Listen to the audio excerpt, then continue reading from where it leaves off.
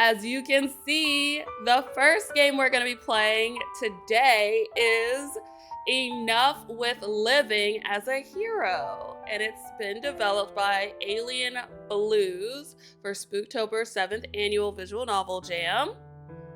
And the story says 10 years ago, the great demon lord was slain by the legendary hero Helio, who reclaimed peace in the Rithios Empire after years of war and strife.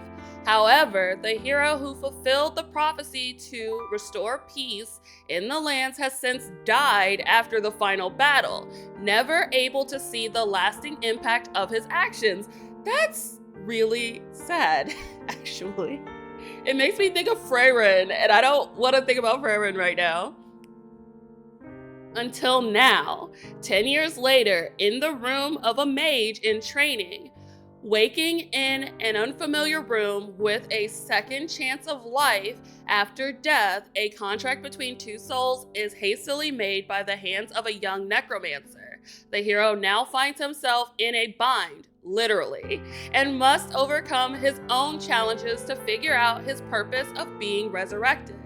It kind of makes me think of Grandmaster of the Demonic Cultivation, because that's kind of the plot of it. I wonder if that was inspiration for this. But it looks cute, and I like the art. And let's do it. Let's play Enough with Living as a Hero. The great demon lord is dead. Oh my god, this is exactly how Grandmaster started out, Lord. I feel a numbness in my chest, unanswered questions lingering in my head as I step back. Was this truly the end?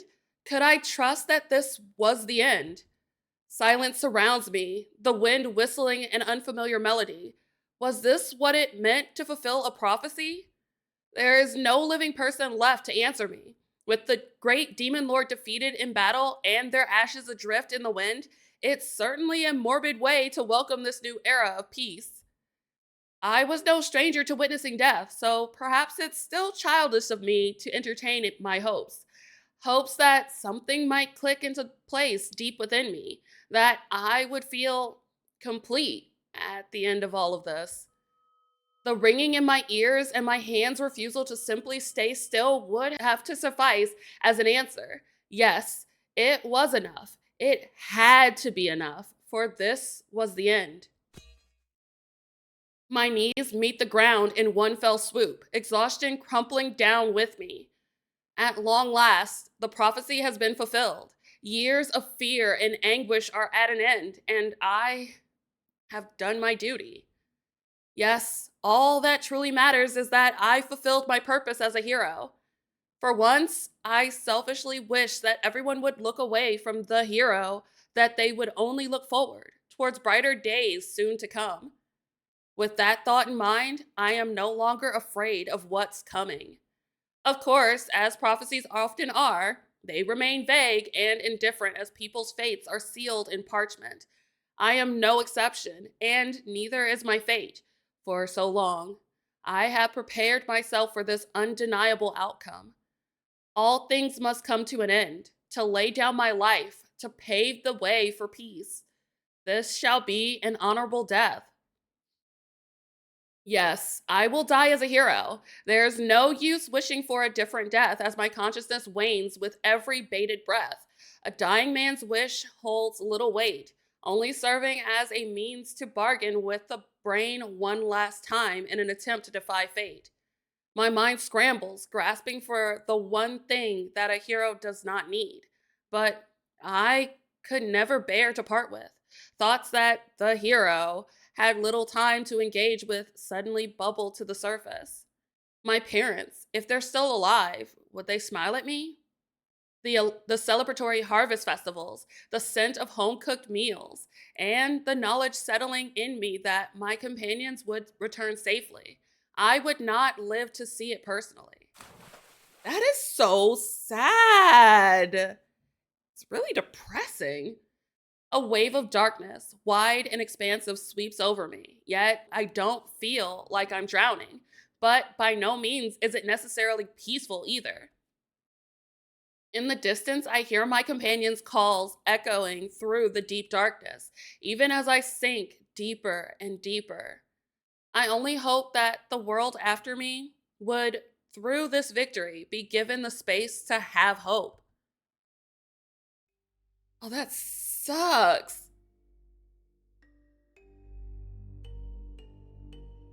Oh my gosh, imagine starting a game dead. A moment passes, or perhaps an eternity. After all, how could I, now merely a lifeless corpse, perceive the passage of time? It would be strange to perceive anything at all when I'm dead. Yet death is not what I expected it to be. Like tresses of a sea foam lapping the ocean's edge, a warm sensation gently bubbles up through my chest, filling me and enveloping my being from head to toe. If I still possess such things, okay. I find myself unwittingly drawn to it. As the last vestiges of warmth fade, an empty chill settles in its place. Okay. My blurred consciousness takes a second longer than usual to catch up with the present, but once it does, my eyes snap open to the sight of an unfamiliar room and an even less familiar man kneeling in front of me. Oh my god, is that us? No, that's the necromancer! They're so cute!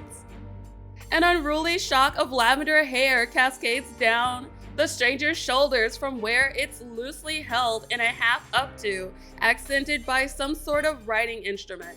Oh my gosh, they are so cute! His outfit is disheveled, shirt unbuttoned just far enough that I catch sight of a faintly glowing mark forming on his exposed chest. A gentle pulse of mana hums from the markings, strangely matching the magic circle beneath my feet. Oh wow. I stand up from my previous position of kneeling on one knee. Oh wait, is that us? Oh my gosh, we're in another suit of armor. This is such a pretty scene. I also like that there's some animation here, some movement. Hadn't I just been laying on the ground, bleeding out to death? What is this? Ooh, that is a really cute suit of armor. I like the little wings. The stranger jolts as I carefully voice my inquiry. He stares at me with wide, silvery eyes, sporting an expression so dumbfounded that I can only assume he's as confused as I am. His slender fingers twitch as he pries them from where they're splayed on the ground. One hand balls into a fist, which he uses to furiously rub at his eyes. That helm, I'd recognize it anywhere. You wouldn't happen to be Sir Helio's Eckhart? I nod slowly, keeping my expression impassive, an unnecessary action due to the conspicuous and unmistakable helm covering my face. It's entirely expected that my attire would give me away. Despite being a well-known public figure, I've never been particularly fond of the attention that comes with it. The constant presence of my helm atop my head was not just the safety measure, but my last attempt at maintaining any semblance of privacy. Somewhere down the line, it naturally became my symbol, the symbol of the hero. Oh, baby boy is so precious. The Sir Helios Eckhart, as in the one who defeated the great demon lord 10 years ago and sacrificed his life for the peace of the continent? Yes, that would be me. Without even waiting for a reply, the stranger rambles on. This doesn't make sense. I summoned the hero? Am I actually a genius? Oh my gosh, they are just so stupid. They're so dumb and cute. Look at this character. Oh my god, look at the hip thrust. The art in this is so pretty. His eyes light up at the idea almost as quickly as they dim in self-reproach. No. Don't get ahead of yourself, Kian. Oh, is that your name, Kian? Oh my gosh, look at the blush. They are precious. I find myself oddly amused by the rapid swap in emotions, entranced, and maybe a little envious by how earnestly the stranger displays them. Allow me to introduce myself. The young man hastily scrambles to stand up from his position kneeling on the floor, dusting off his clothes as he straightens his back in an attempt to appear dignified. To my surprise, his stature puts him ever so slightly above me, by about the width of a blade. Oh! Is this the top? Oh my gosh! I love soft tops. That's so cute. In fact, I hadn't been able to tell from how he was hunched on the ground prior, but behind all the flowy fabric and loose sleeves was a more robust figure than was typical for a mage. Lawrence Kian, Marcellus of the Count House Marcellus, greets Sir Helio Eckhart, the blessed savior of Rehiteos. I hope I never have to say those words again. I am your summoner, though that feels odd to say to an esteemed and accomplished figure such as yourself. To be frank, I'm not exactly sure how I summoned you when I only meant to call forth an elemental companion. A legendary hero is a pretty far cry from that. Not that I'm disappointed, of course. I feel extremely fortunate to have summoned a being so powerful as yourself. Granted that you are the hero, of course, with the tarnished color of your armor and that hole in your chest. The mention of my own appearance gives me pause. Come to think of it, I briefly registered the dark tint of my vambrance when I first awoke, but the thought rapidly descends to the bottom of my priority list in the face of the young lord's presence. But a hole in my chest? That was an entirely different matter. My hand flies up to clutch at my upper torso, but pauses mid-air at the sight. True to his words, a familiar gaping claw mark runs across my entire torso, carving parts of my breastplate deep enough to expose skin, or rather, sections where there should have been skin. Instead of flesh, my eyes meet a grotesque sight of my exposed rib cage. Oh, that's nasty. The white bone was further highlighted by the deep void beyond. Oh my god, where the entrails were mysteriously hollowed out. Of course there's gore. Why wouldn't there be? All that was left was my eerily still heart. Certainly after this, there's no question whether I truly died or not. I'm glad they're not showing it to us. A heartbeat, the steadfast rhythm that signifies life.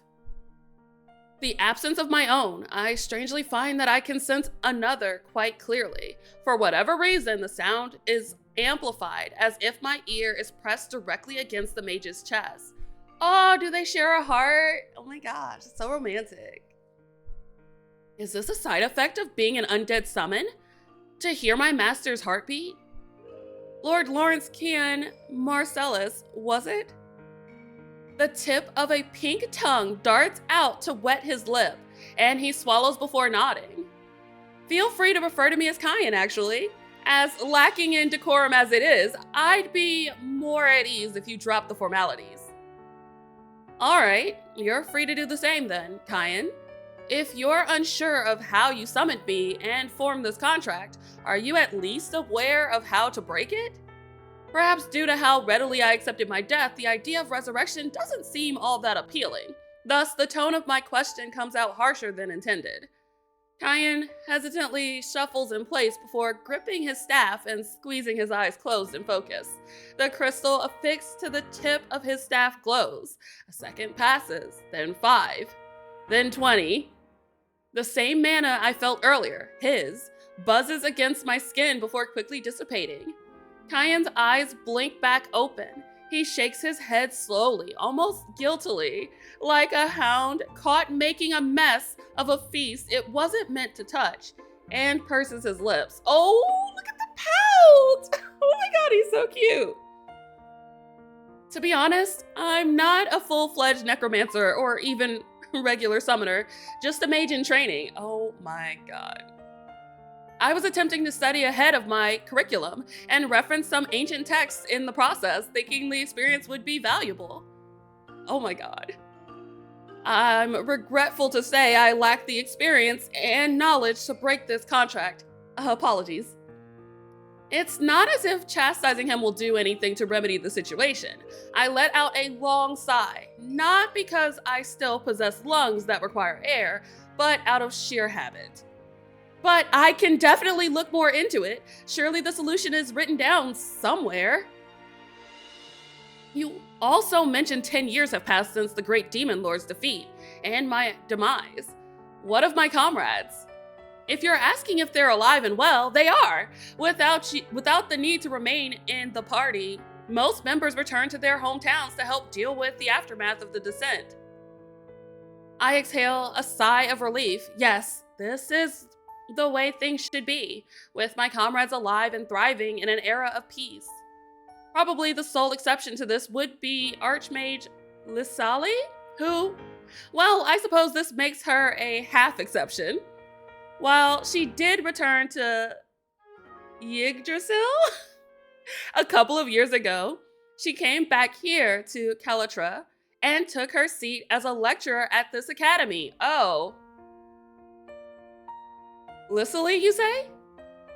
If there's any one person I trust to advise me on magical matters, it's her. Coincidentally enough, she seems to be in the vicinity as opposed to being weeks of travel away. Yet I find myself hesitant to insist we recruit her assistance. How did she react to my death? And how would she react to the knowledge that my soul isn't peacefully at rest, but now contract bound to a mere student? Assuming she mourned my death, would my resurrection not bring back unwanted memories? Luckily or not, I don't have to be the one to make the decision whether to visit her. Oh, come to think of it, the Archmage would surely know what to do in this scenario, being a summoner herself. Though she specializes in elemental spirit contracts, this is a contract summon nonetheless. The expressions are so cute. And thankfully, classes have just finished for the day, so there's a good chance she's still in her office. Kian swoops down to hastily collect several books and papers scattered across the room floor. As he does so, my gaze naturally wanders before it lands on a faintly glowing trinket sitting atop his desk. What is it? My body reacts faster than my mind. I step forward and reach out to grab the object, but instead of grasping a solid object, my hand passes right through it and the table. Oh, so we're a spirit. We can't touch anything.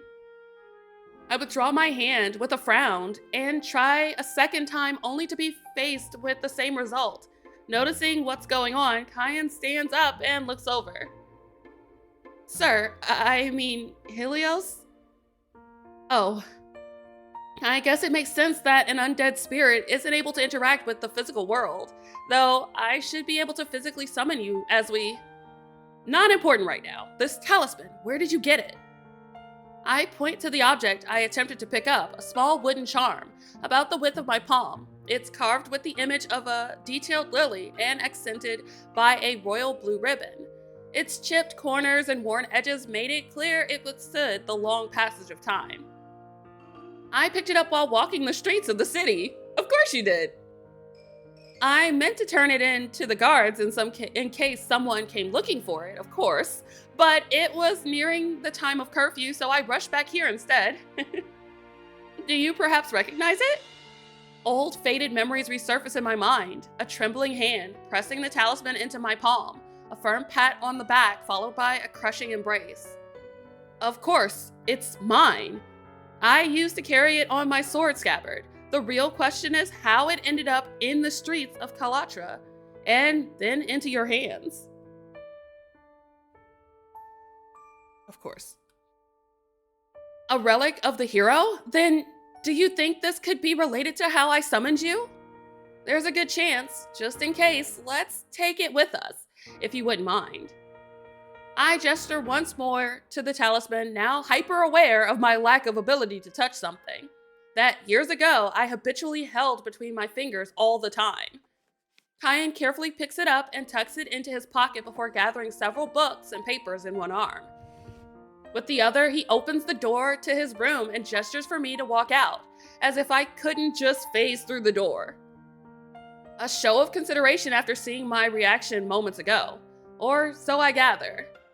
Aw, that's really sweet. I trail behind Kian as he takes the lead, My cadence falls in line with his while he trails down the long, winding corridors. Yet, unlike his steps, mine are silent and shadowless. We step into what resembles a classroom, though no students are in sight. A few orbs of light hover, casting a soft glow over the room. Desks and benches align in columns, and in the front stands a singular teaching board. Yet, what truly draws my attention isn't the orderly classroom. It's the lone figure perched on the teaching podium. Okay, they're a baddie. They're really pretty. Oh my gosh, they're gorgeous. The sight of Lisali elbow resting on the podium, idly twirling her magic catalyst as her jade eyes drift over a stack of papers, feels strangely familiar.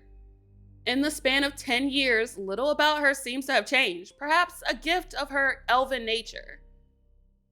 Her face still wears that same bored expression, the one she reserves for conversations with nobility. Pale green tresses, loosely braided, cascade down her back, just a touch longer than the last time I saw her. Tracing a line across the horizon with Sylphid and the Saintess at her back, the archmage had once boldly proclaimed that she would be the one to engage the great demon lord's servants, clearing the way for me to face them alone. That was the last time I saw her. Professor, is now a good time? It doesn't matter. At the sound of the sorcerer's request, Lisali perks up and beckons him closer. She then swirls her finger, causing a nearby classroom bench to glide towards the podium, inviting Kian to sit. The young master Marcellus, to what do I owe the pleasure? With a nod, Kian settles into the bench Lisali pulled out for him, placing the stack of books and papers he brought carefully at his side. I originally hoped to help him carry the load, yet my body, now a spiritual form sustained by his mana, limited how much I could assist, a stark reminder of my existence as a summoned undead. Not to mention, Kian proved stronger than he looked, though his stamina faltered slightly as he hauled the objects towards our destination. Since your specialty is summoning magic, I was hoping you might have the answers to a few of my questions. Naturally, it depends on what those questions are. Well, Kian hesitates, and I feel his heartbeat quicken, a subtle tremor that betrays either his nervousness or uncertainty about how to phrase his question. Oh my gosh, Kian is so adorable. I just want to tease them. Is it possible for a summoning contract to just happen without the summon necessarily agreeing to the contract? At least to their knowledge. You mean a forced summoning contract? The summoner likely didn't want to be forced. They probably went through so much just to make their dream come to life. It's not like anyone can just lay out these insanely intricate summoning patterns from centuries-old spell books and measure rare regions down to the tiniest pinch. Not to mention painstakingly rescheduling every class to align with the perfect hour and day of the year, all just to summon the ideal. Let me guess, you're the supposed summoner in this little scenario, aren't you? Maybe? An almost imperceptible pink colors Kian's cheeks as he subtly scratches at them, shrugging. And as the supposed summoner, I believe you should have covered this in last semester's material, no? If I recall correctly, the course was titled Theories of Magical Summoning. And if I recall correctly, professors aren't supposed to open up the darker chapters of their students' lives. Depends on their scores and whether they actually read the material. The whimsical elf before me lets out a small laugh, fingers playing with the brim of her hat. Oh, this is so cute. Her playful mannerisms pull a memory to the surface. Times after our demon hunt expedition or boss fights, when she'd crack jokes or pull tiny pranks to keep our spirits from sinking under the mental and physical strain. From my experience, I can tell she's trying to ease Kian's nervousness, though to an outsider unfamiliar with her antics, it might just come across as nosy probing. A forced summoning contract isn't entirely out of the realm of possibility. There are documented cases where one party's powers overwhelm the other, resulting in a contract like the one you, the supposed summoner, have, particularly when the gap between summoner and summon is significant. Power as in... Excellent question. I should quiz you on that, young Master Marcellus. 1. Mana. 2. Power of love. Take your pick. Kian lets out a small, relaxed laugh, seemingly now at ease with Lisali's teasing.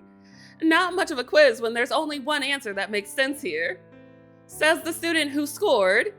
The answer is mana. The loud declaration draws a few glances from students peering through the nearby hallway window, and Kian shrinks back, slightly embarrassed. Meanwhile, Lisali continues speaking as if nothing has happened. Correct. That's why summoners must only call upon spirits they can truly handle. The weaker spirits drawn to a master far beyond its power risk exactly that kind of imbalance that leads to a forced contract. Now, tell me. She steps down from the podium, moving towards the bench where Kian sits, her hands resting on its edge. Her gaze locks onto his sharp and curious, demanding honesty. What or who did you summon and bind into a contract? You wouldn't believe me if I told you. Lisali tilts her head, a faint smirk tugging at her lips while Kian shifts in his seat.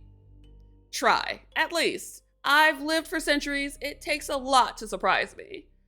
Are you ready? Though it sounds as if he's addressing Lisali, the sorcerer's gaze is fixed on mine.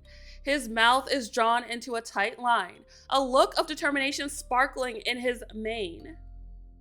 I'm ready. A familiar sensation washes over me, like the first time I was summoned. A tingling warmth spreads from the core of my being, bubbling and sizzling up my limbs as if lifting me and allowing me to breathe again. Oh, wow. Loose threads of mana whirl around me, scattering in all directions, yet somehow finding every hidden corner of my spiritual physique, wrapping me completely in their flow.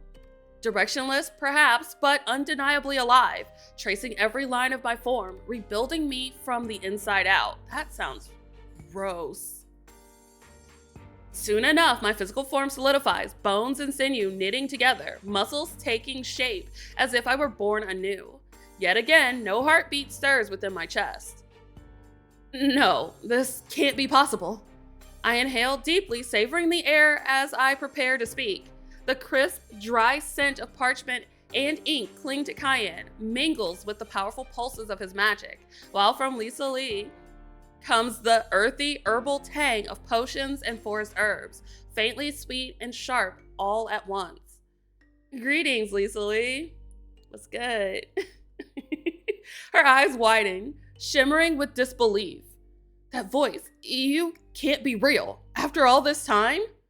However, before the words can leave my lips, I see a delicate hand brushing against my helmet, lifting it with gentle insistence.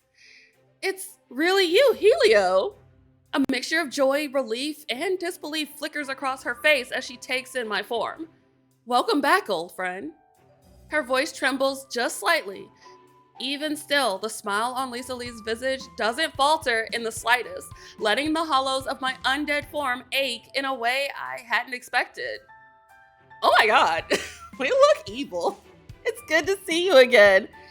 Why are his eyes like that? It's terrifying. Would she sink into nostalgia, reminiscing about the years we fought side by side against the Demon Lord? The blood and sweat and laughter of countless battles? Or would she scold me, angered at the recklessness of my early death, at my decision to throw myself into my fate as the hero without the regard for the consequences? But to my surprise, her eyes, those jade eyes I remembered so well, softened instead of hardening. I see you're still wearing that same outfit from 10 years ago. I mean, I've been dead for 10 years, so when would I have had the time to change? Then again, they do say that true fashion never goes out of style. Beside us, Kian laughs, sheepish, the sound drawing both our attention. That wasn't me, I swear. You've got some explaining to do, young Master Marcellus. And I want every single detail. Don't leave anything out. With a flick of her wrist, Lisali seals the classroom in a sheath of magic, ensuring not a word or image escapes, whether it's to protect Kian from what he may reveal or to prevent panic at the sight of a so-called legendary hero walking again. I can't be sure. Her tone sharpens as the questioning continues, scolding Kian for his reckless attempt at summoning, for dabbling in practicals without grasping their consequences, and of course, for never paying attention in her lectures, though there's something almost maternal about her admonishment.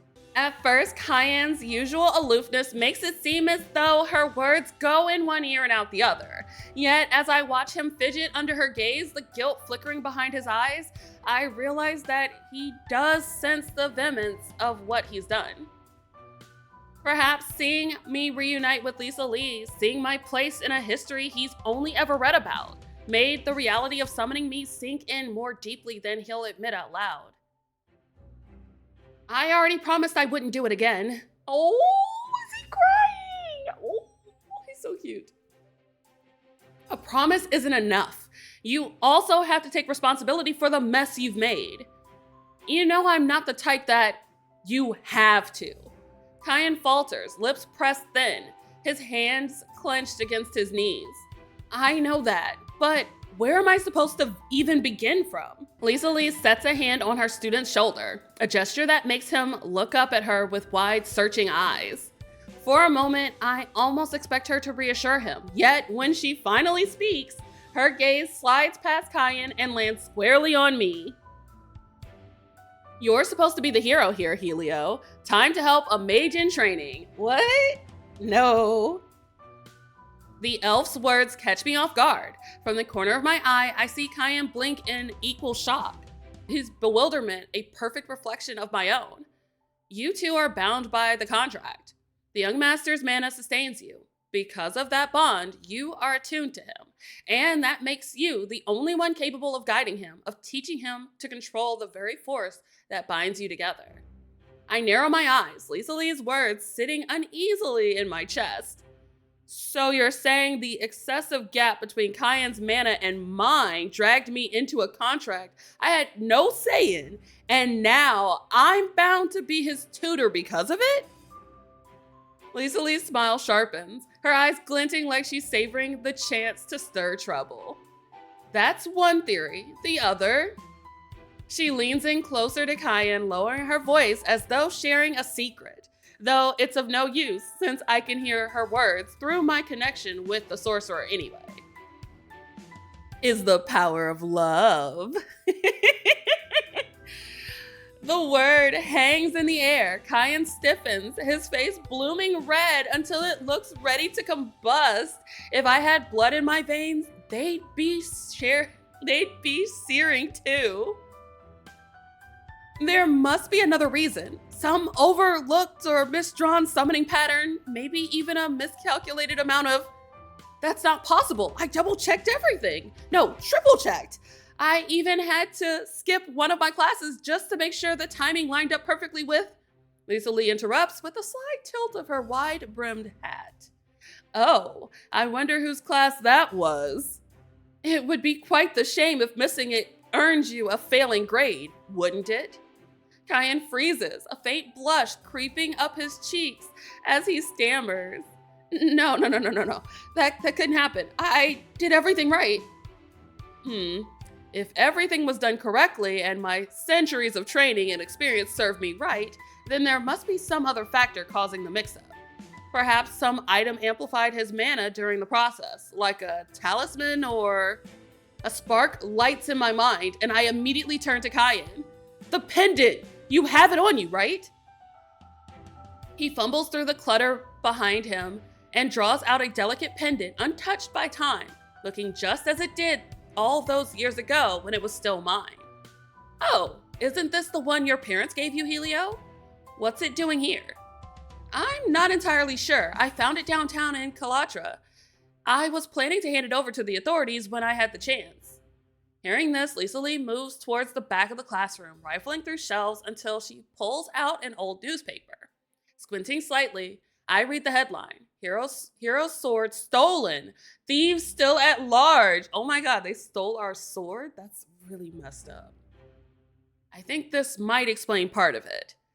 At first, I don't know what to make of it. It's natural for vultures to circle after a hunt, scavenging scraps of victory or defeat. But to realize the same could happen to me, I hadn't imagined it. To think the dead have so little control over their lives, well, I mean, you're dead. You don't have a life to control. Strangely, I don't feel any sadness. Or rather, the melancholy I sense isn't my own. It belongs to Kian. That's just awful. I can't believe someone would do this. Unfortunately, that's the way of the world. Even after the Demon Lord's defeat, the darker side of humanity refuses to be vanquished. She leans closer, gesturing towards the pendant in question. What matters is this object itself, because it's something Helio held dear. It's no wonder his soul was drawn towards it, and towards you holding it. Then it was my fault after all. Oh, so cute when he pouts. That's not true. Kian looks at me, a bleary vulnerability in his eyes.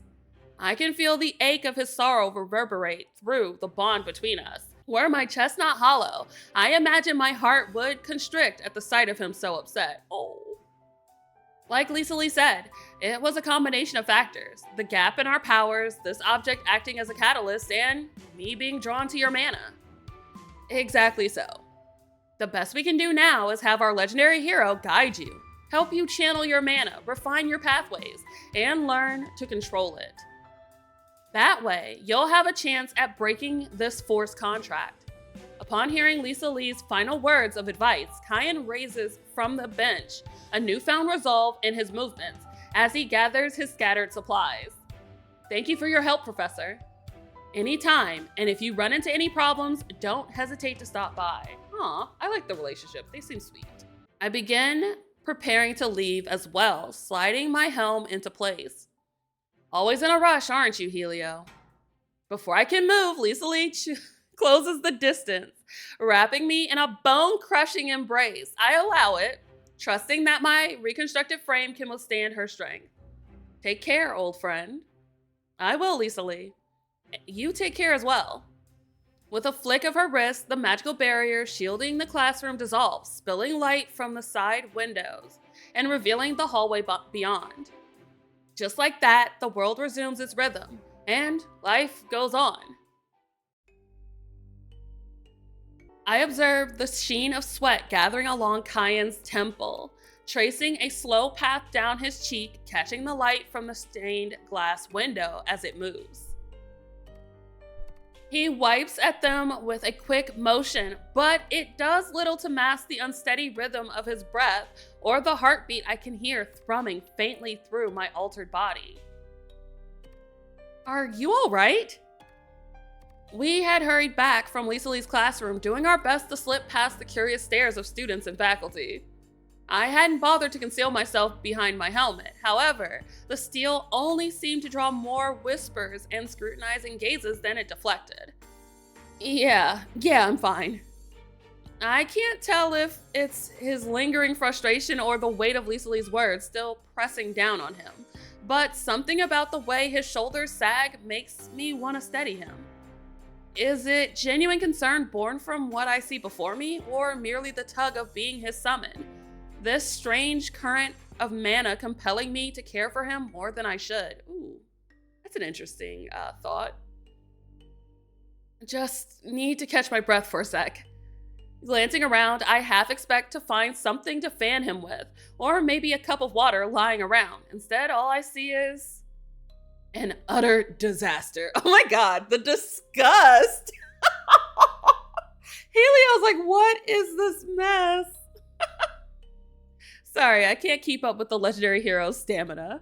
I meant your room. Kian freezes, then averts his eyes with a bashful look as the misunderstanding sinks in. It's not that bad. Indeed. It's far worse. Absolutely terrifying, in fact.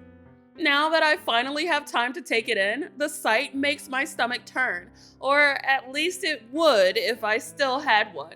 I fought demons that reeked of less chaotic energy. Books are strewed across the floor, some stacked in a haphazard pile in the corner, large enough to rival a dragon's hoard.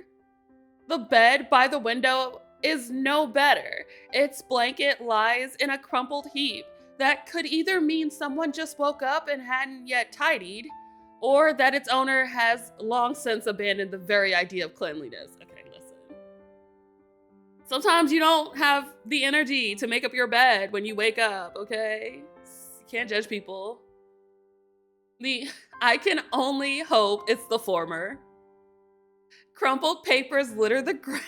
Is he gonna start cleaning his room? Oh my god, who would have known that the great hero was a neat freak? How can you live like this? Oh my god, the look of utter disgust. This dynamic is so cute.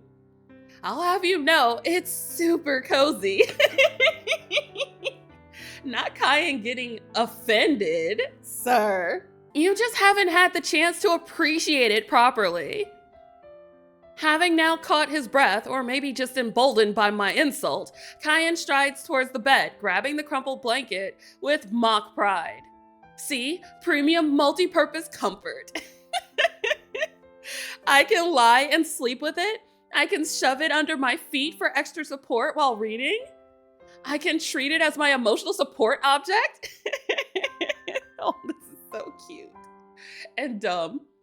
And I can cry. Oh no. And I can cry into it every time I get my exam scores back. Such a dork. Promise you'll forget about that last part, okay? I stare at him, incredulous, trying to decide if he's actually serious or just stringing me along. Judging by the proud tilt of his chin, my summoner truly believes in this philosophy of filth. You must be joking. I promise, one night under this blanket and you'll have the best sleep of your life. You can even see the stars and night sky from the window. Kian gestures towards the stained glass window beside the bed. That's actually really cool. While I can't fathom how anyone rests easy with their back against such a vulnerable spot, practically begging for an assassin's blade or a monster's claw, I find myself far more unsettled by this ridiculous claim regarding the blanket. Oh no. No. No. Absolutely not. I immediately snatch the blanket from his hand, our fingers colliding in the scramble. The brief context sends a flicker through me, a small spark that jumps up my arm. It's probably just our mana connection as summoner and summon, but it lingers, warm and briefly distracting. Ooh, they catching feelings. I spread the blanket across the bed as neatly as I can, smoothing out every wrinkle, even giving the pillow a firm fluffing for good measure. Order at last. Oh my god, this is so funny. You would not expect a demon-slaying hero to care about cleanliness and neatness, but here we are. Hey, you ruined the crumpleness. Oh my gosh, he looks so angry at this. You're welcome. I step back to admire my handiwork, only to feel the heel of my stabton bump against an object, the dull thud resonating beneath my feet. Be careful! Those are limited edition spell books from over 2 centuries ago. I had to pull strings just to borrow them from the Academy Library. If even one of them gets damaged, I'll never hear the end of it from the archivist, and she already hates me. I wonder why. Without waiting for him to finish, I scoop up the scattered books and start shoving them onto the shelf of his desk. They're already crammed with trinkets, doodads, and curiosities, but somehow I managed to wedge everything into the cubbies and drawers. Slowly, the towering pile in the corner shrinks, disappearing piece by piece. In the process, I shift some of the papers on his desk, notes on magical formulas, hand-eye coordination exercises, detailed potion ingredients, and more which I don't even recognize.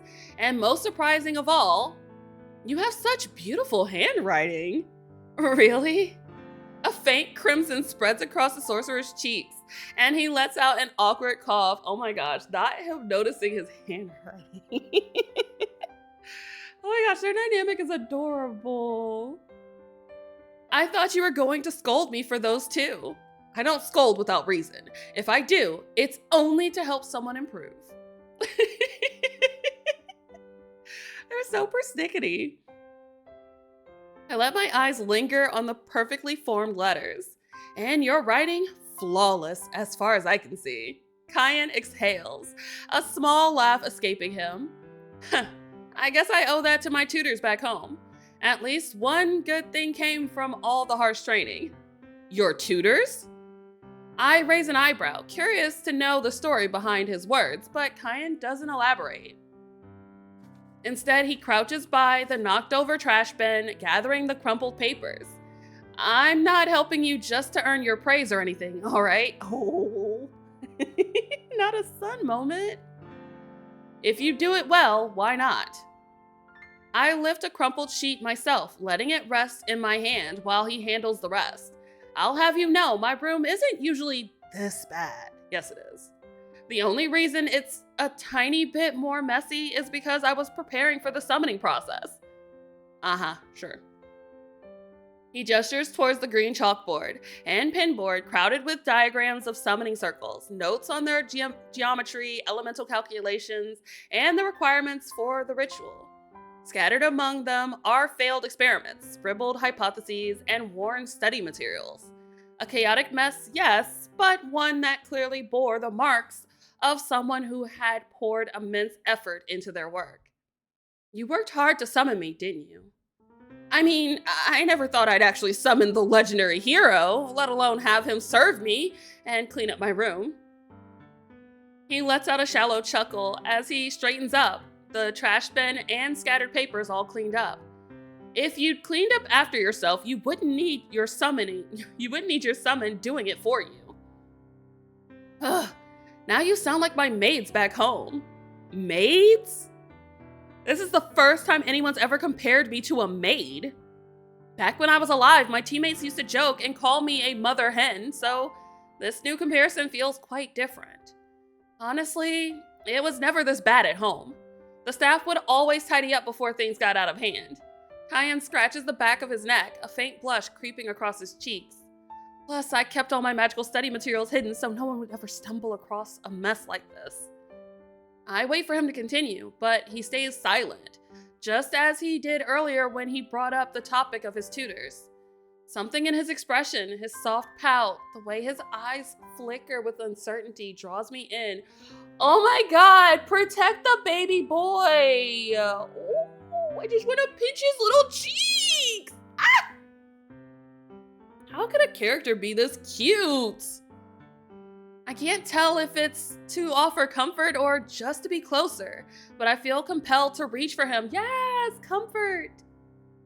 Then the crumpled piece of paper in my hand shifts my attention. Huh? Guess I forgot to toss this one. Oh shit!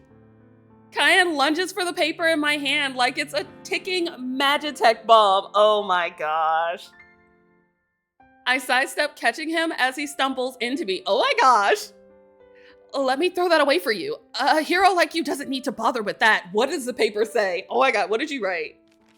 Curiosity wins, or maybe it's my selfish desire to see his beautiful handwriting again. That makes me uncrumple the sheet of paper. Annual exam on theories of magical summoning. Lawrence Kian Marcellus. Oh, it's his grades. Oh, baby boy. Please, stop. This is too embarrassing. And your score is? The numbers glare back like tiny mocking demons. How? How is this even possible? I shake my head, letting out a sigh. Now I understand why there were so many tear marks on your pillow. Oh no!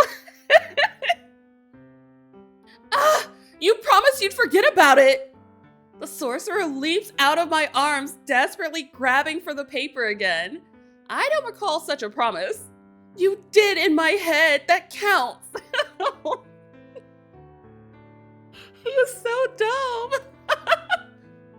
The sorcerer presses against me and his hand reaches out. I'm set to avoid his grasp again, but the warmth radiating from his fingers distracts me just long enough for the paper to slip slowly from my fingers.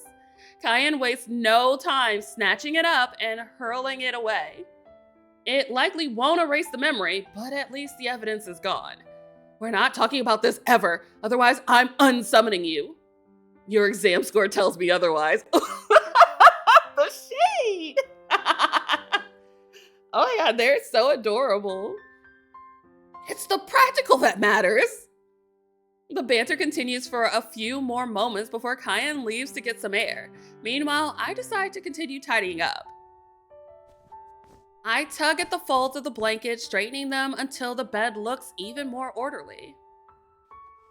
Oh my gosh, it's a little chibi! Oh my gosh, that's so cute. Next, I return the remaining scattered books to their places on the desk shelves. With a few dampened cloths, I scrub the floor, watching the dirt swirl away. Oh my gosh, the little apron is so cute. And finally, I turn my attention to the bookcase tucked behind the chalkboard, dusting away at it until it gleams once more. Oh, this is so precious. I'm not sure if this is to be my new normal as a summoned undead, dodging curious gazes whenever we step outside, tidying up after my sorcerer, and trying not to get distracted by the tempting pull of his mana every time his expressions catch my attention. Yet somehow it feels tender, a warmth I hope I'll have the chance to feel again, lingering close to him. We have a long journey ahead of us, Lawrence Kian Marcellus. Aww. I stand up, stepping towards the door. Maybe I should take a look around outside. I haven't been able to do a proper survey of the area yet. It's unlikely we'll be ambushed on an academy campus, but it's still better to be safe than sorry. I'd ask Kian to accompany me, but he's busy. However, this is a good opportunity to explore my limits. I haven't left Kian's side since he summoned me. At the very least, I should gauge how far I'm able to travel from my summoner's side while still sensing his presence. How stunning! I haven't yet had the chance to admire the architecture of this campus. The gardens are beautiful, as is the detailing on the pillars, which were tall and fine, supporting the corridor arches unfurling in front of me, giving the illusion of an infinite passageway. During the war, I didn't really spend much time studying the intricacies of architecture, but the thought that my sacrifice has given way to such beauty stirs something within me. This has to be such a bittersweet moment. We Helios died before they could really see what true peace looked like. So they were fighting for this mission this whole time, and they never get to see the outcome of it. And they're given this rare opportunity to explore what peace times look like. I hope it doesn't get snatched away. That would be so sad. Things really have changed in the years that I was dead. 10 years, huh? I suppose that in this new era of peace, the Empire has been able to develop much faster than I thought. Oh? A set of 4 footsteps approach, rounding the corner towards me. Although they most likely don't pose a threat, I still feel an urge to be out of sight.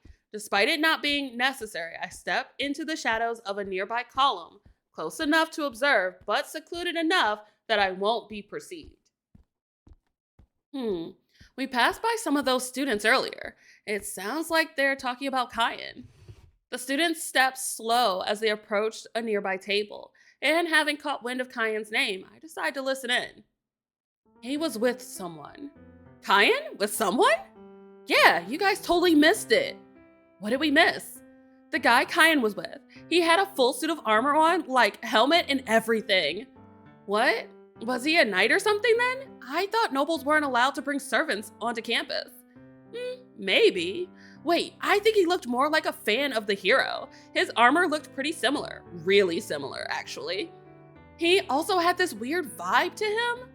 Who, Kian? No, the armor guy. He had this strange energy coming off of him. Don't scare us like that. I'm serious. He didn't seem like a human. I could feel it from a distance. Now that you mention it, I was so distracted by the fact that someone was with him that I didn't even notice. But I think you're right. What are you saying? He managed to actually summon someone? Kian summoning a whole person? No way. You know how far behind that young master is. He's even worse than the first years. Agreed. It's impossible for him to have pulled off something like that. How odd. Kian doesn't seem to be very well liked by his peers. I didn't think that would be the case, but Lisali seemed to be quite fond of him. Isn't it so embarrassing to be worse than a whole class of people younger than you? I would literally pass away. Totally. Ugh. I don't even want to think about it. They're so mean.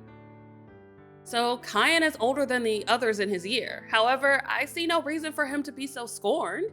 Is it not enough that he's trying? These students lack quite a bit of empathy. Aw, he cares. Are all students like this? I suppose not attending an academy like this was a blessing in disguise. I wonder what my life would have been like if I had grown up in this era. Perhaps I would be able to understand why these students so willingly voice their disdain. Oh, they're taking their leave. Maybe I should go as well. It's starting to get a bit late.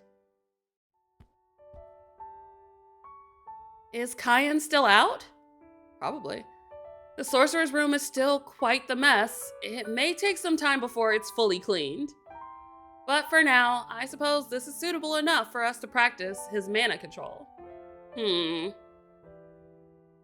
Lisali did say that Kian has a large mana reserve, and yet he still seems to be falling behind compared to his peers. Perhaps he is experiencing difficulty with channeling that energy. It's been a while since I used mana myself since, well, I haven't exactly been alive, but hopefully this body of mine holds up well enough. I would really like to see Kian succeed in this academy. He has great potential. What those students said earlier is still bothering me. It's up to me to train Kian well. He can be a great mage, I just know it. We'll show his peers just how strong he really is. Aw, that's so sweet. Wait, no! That's the end of the demo? Disappointment. That was so cute. Aw, that was adorable.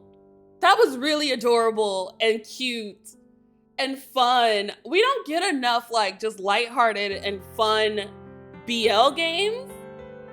I really like Enough with Living as a Hero. I want to see more of this. The day-to-day life of Helio and Kian, living in the academy, training, and just being cute. Oh my gosh. Thank you for watching. If you enjoyed this video, please hit that like button and let me know what you think down in the comments section. And if you want to see more content from me, be sure to subscribe to the channel so you don't miss out on any new uploads. Have a wonderful morning, afternoon, evening, whatever time it is in your neck of the woods, and I'll catch you in the next video.